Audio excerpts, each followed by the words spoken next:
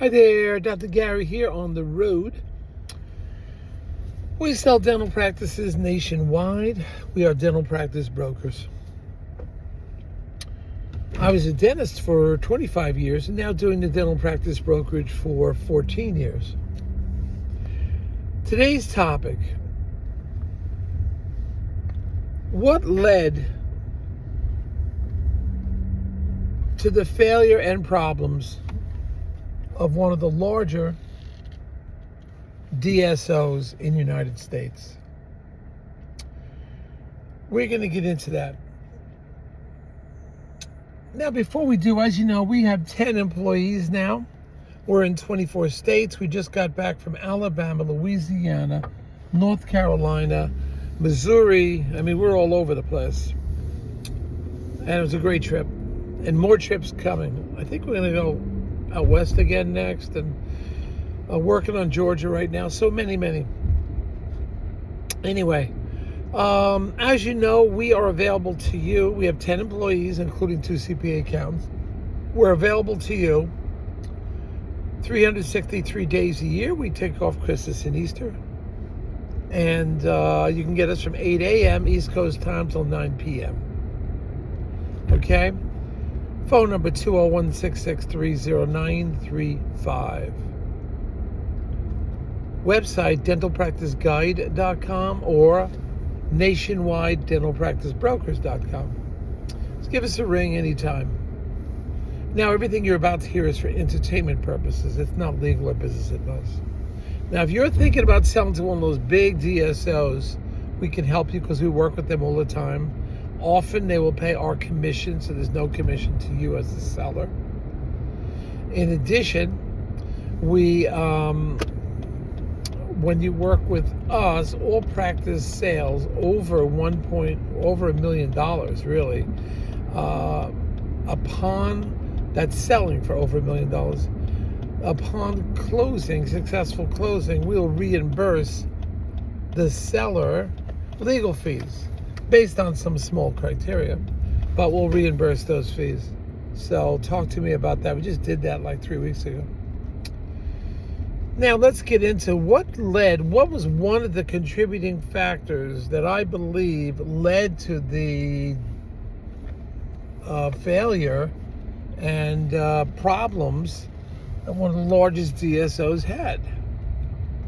We don't name names here. I don't think that's fair. You've had to have that company in front of us before we start pointing fingers. But I heard this from one of their managers.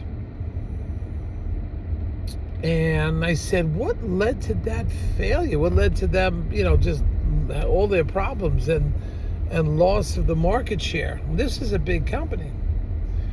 They're still in business, but they were affected. And you know what the office manager said to me, or whatever you want to call them, manager? And this company had, throughout the United States, it was big. It was lack of communication by the upper management, including the CEO. Lack of communication. It was like upper management didn't care. That's what it was. Upper management didn't care. I said, well, what do you mean? They said, well, there'd be a meeting set up. Everybody's supposed to be there. And the top brass last minute decided not to go. It led to staff, decrease in morale.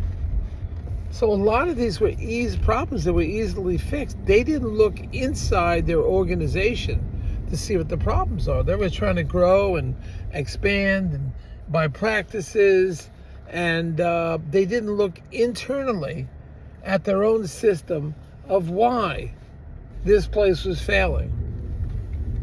Now, they're not out of business, but they're having trouble. And they haven't bought new practices in a while. But now this goes for you on a small scale or a large scale. You don't treat your employees right. You don't listen to your employees. You don't give them some kind of say. They're going to lose confidence in the company. They lose confidence in the company. That is your bottom line people. For example, if you take one of the large telephone communication companies out there, when you call that company, you're talking to, if you get through to somebody, you're often talking to a lower level operator, that type of thing. But that operator knows a lot, and if you don't treat that operator possibly, right, correct, it's going to reflect on the operator's performance. And the CEO won't see this. They'll just assume everything's great. And they're trying to expand the business and figuring out new EBITDA and all that. And meanwhile, your internal staff is hurting. They have problems. So that was the reason. One of the largest companies in the United States is having trouble not communicating from the staff. And this wasn't just one staff member. There's multiple staff members. One staff member told me. So there could be more to the story. And I don't want to say who it is because they're not here to, provide their response. But the fact is, hold on one second. I'm going to an intersection. You shouldn't talk at intersections.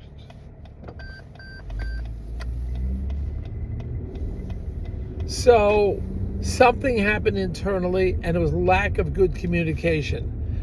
Morale decreased because the top brass didn't communicate possibly with the rest of the team. I'm hearing it from the team. The CEO can say whatever they want. I'm hearing it from the team, what the problems were, what the issues were, as far as they were concerned. Now, there may be more that meets the eye. There may be more behind the scenes that I'm not aware of. Sure, it's possible. But this is just one person's opinion, and I found it pretty interesting. Lack of communication, one of the factors that led to the downfall of one of the biggest DSOs. Or perhaps I could say development of problems, which they encountered.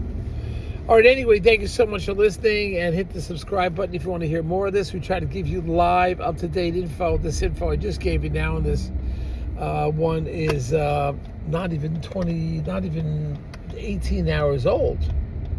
So it's new information. And we try to give you cutting-edge information on these all the time. Thank you for listening. Hope to speak to you soon. Maybe meet you all one day. Thank you. Bye now.